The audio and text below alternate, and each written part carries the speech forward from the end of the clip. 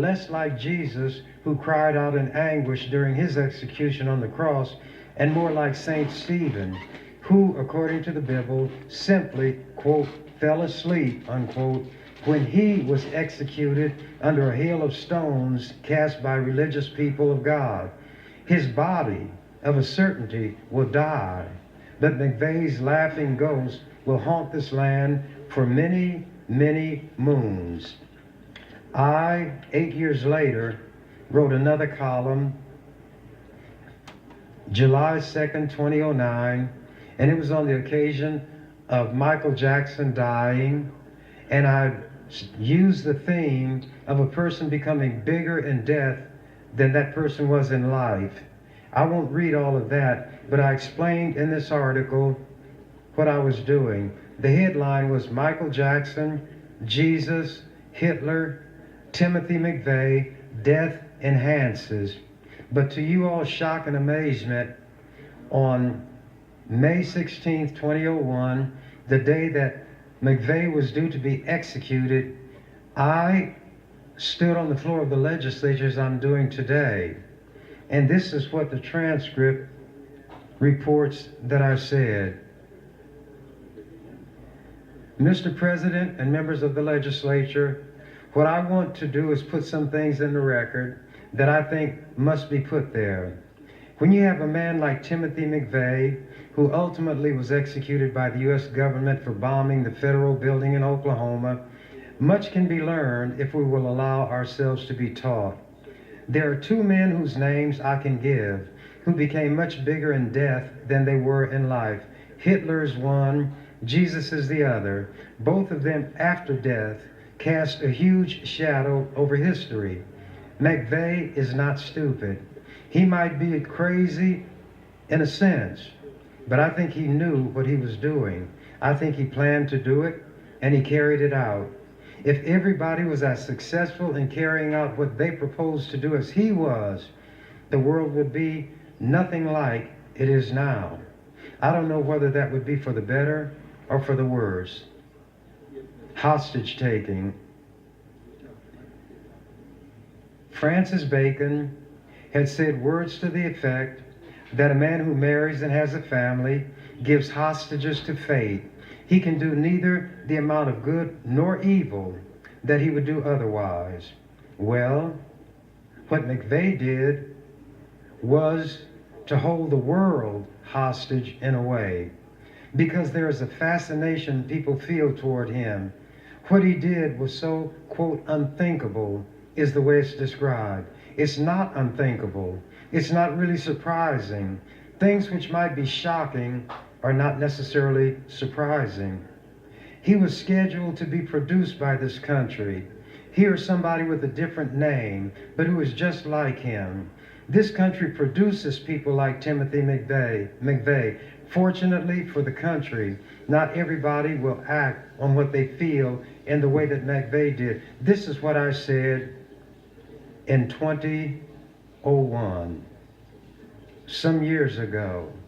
This is 2018, almost 20 years ago.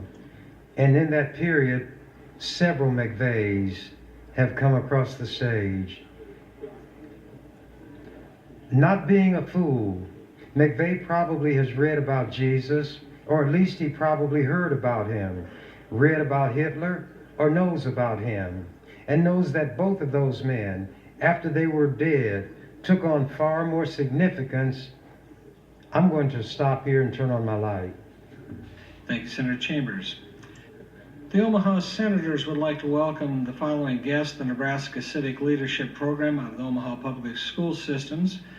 Students representing the North, Central, South, and Northwest high schools are seated in the north balcony. Would you please stand and be recognized by the Nebraska Legislature?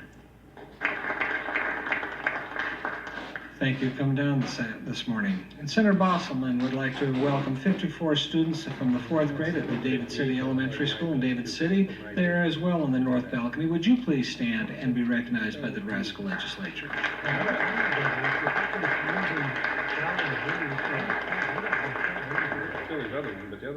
Turning to debate, Senator Chambers, you're recognized. Thank you, Mr. President. Picking up where I left off, McVeigh is not stupid. He might be crazy in a sense, but I think he knew what he was doing and so forth. Then I mentioned where Francis Bacon said a man who marries gives hostages to fate. Continuing.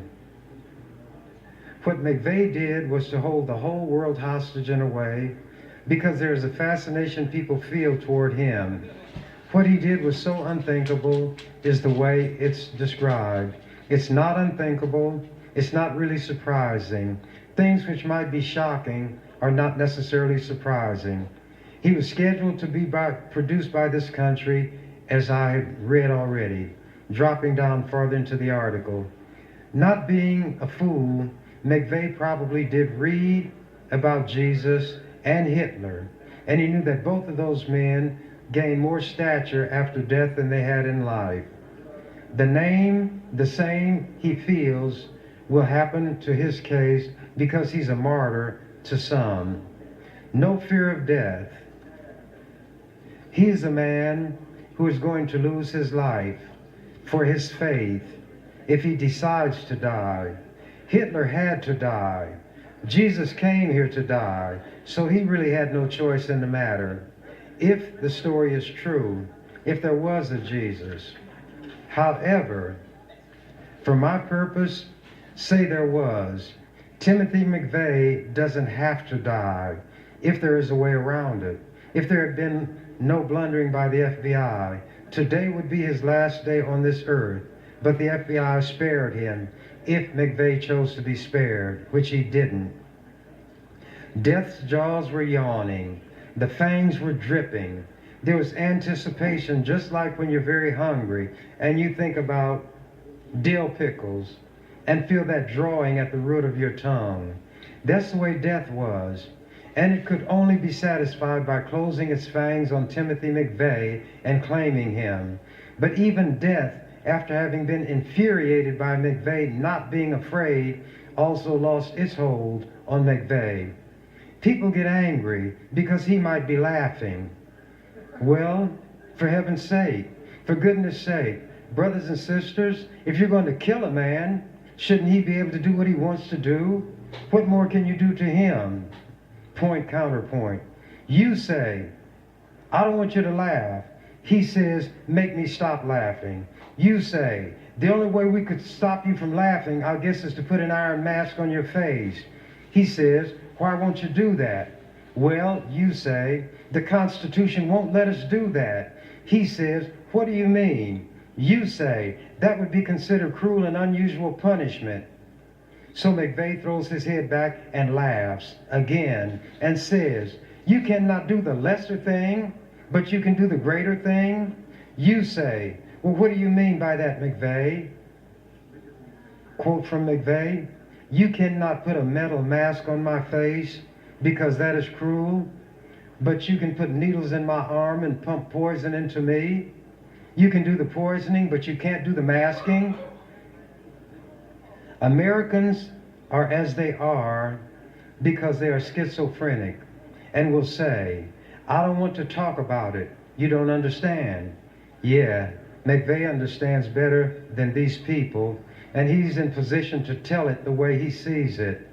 The one thing that this country is able to use in most cases to intimidate people is the threat of taking the person's life. That's why they say, hands up or I'll shoot.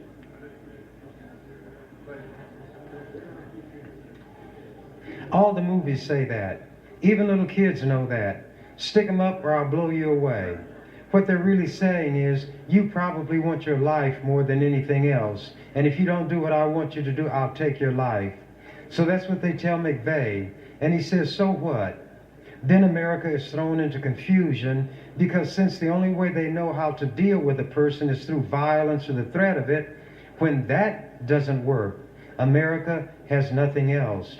That's why if you stand up to a bully, you put the bully into confusion because the bully is used to having his way by threatening people, putting them in fear, and most people fold. But McVeigh has not yet folded. And like everybody else, I'm curious to see how he's going to play his next move Time, in this. Senator. Thank you, Mr. President. But you are the next in the queue. You are recognized. Thank you. I'm curious to see how he's going to play his next move in this chess game of death. He'll lose his life if things go the way America wants. There are some people who fear death more than they fear dying. There are people faced with death and they'll commit suicide because they're afraid of death but not afraid of dying. It seems not to make sense, but that's the way human beings are. Well, McVeigh is not afraid of death the way America wants him to be. They feel cheated. On the other hand, maybe if you could look inside of McVeigh, you'd see innards that are like jelly. He could be terrified, but he could have enough self-control from his training as a soldier or as a kid, because he was not very popular and not thought to be very nice looking when he was little, from what I've read. Maybe he has learned how to control his outer appearance so that he looks calm when he's not. He looks brave when he isn't. He can show bravado when he's terrified.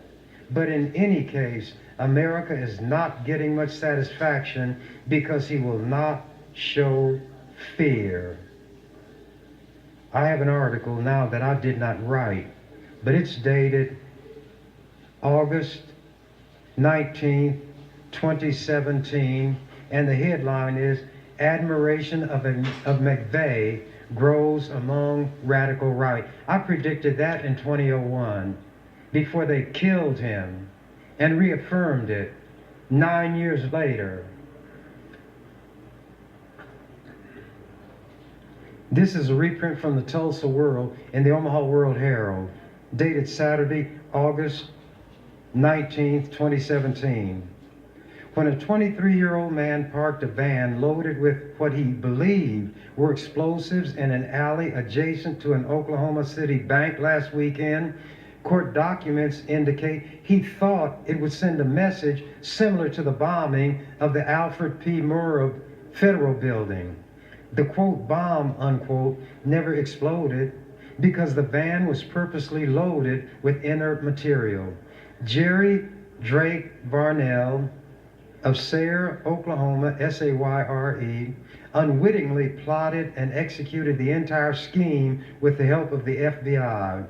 The would-be attack was the first legitimate attempt in Oklahoma to recreate in some way the 1995 bombing that killed 168, including 19 children, and wounded hundreds of others. Oklahoma FBI spokesman Jessica Rice said, yet Varnell's case is not necessarily unique. He is the most recent in a series of extremists who have venerated or otherwise showed interest in Timothy McVeigh, according to a recent report from the Southern Poverty Law Center. McVeigh, an anti-government militant, was convicted of bombing the Oklahoma City Federal Building and was put to death in 2001. One admirer of McVeigh is Jeremy Christian, appropriate last name, who was harassing two women who appeared to be Muslims in Portland, Oregon in May. And he killed two men who came to their aid. In a Facebook post, April 19th, the month before the bloody attack, Christian wrote, quote, "May all the gods bless Timothy McVeigh, a true patriot," in all caps, 3 exclamation points. And when he said, "May all the gods bless Timothy McVeigh," he had reference to a poem that McVeigh quoted, Invictus. Veneration for McVeigh is not new, but as the white nationalist movement grows, experts are noting an increase in the Hail McVeigh subset of extremists, said Mark Potter, and Potok, P-O-T-O-C, an expert on the radical right with 20 years of experience at the Law Center. I will stop now and then close. Thank you, Senator Chambers. There's no one else in the queue. You're welcome to close. Thank you, and I can finish what I have to read this time, and I will withdraw what I have pending on this bill and withdraw what I have pending on the subsequent bill.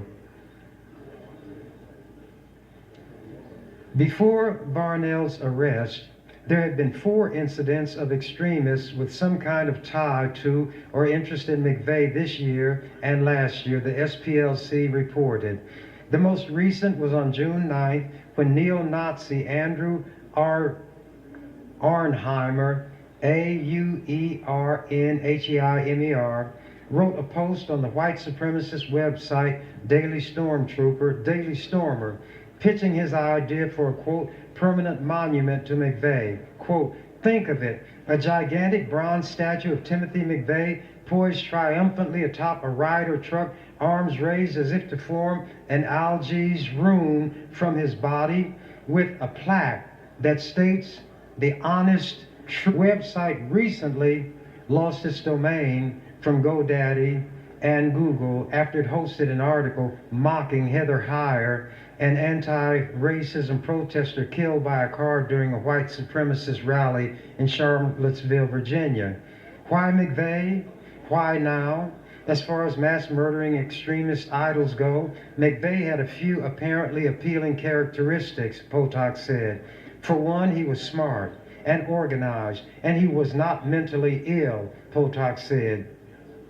He also represented a shift in extremist actions. Before the Oklahoma City bombing, terrorist incidents and their targets had been obviously connected. Members of the racist group Ku Klux Klan killed people who were registering African Americans to vote. The left-wing communist-inspired weathermen went after its own enemies, police and government agencies, Potok said. McVeigh was different.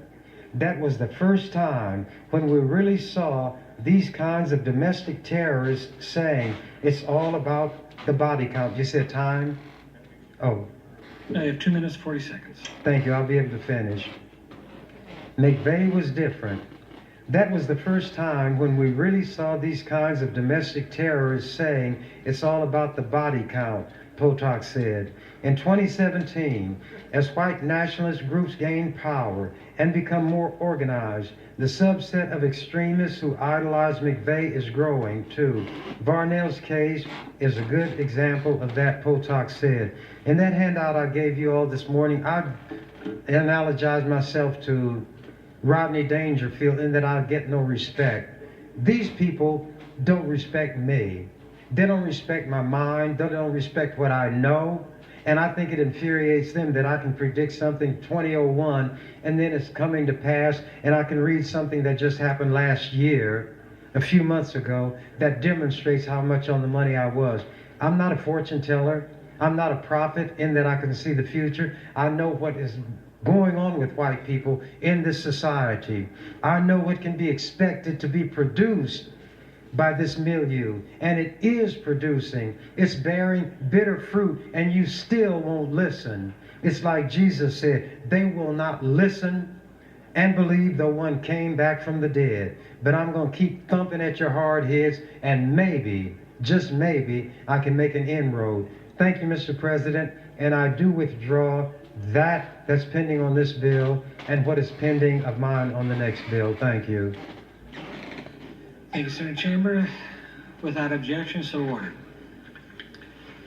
Colleagues, would you please take your seats?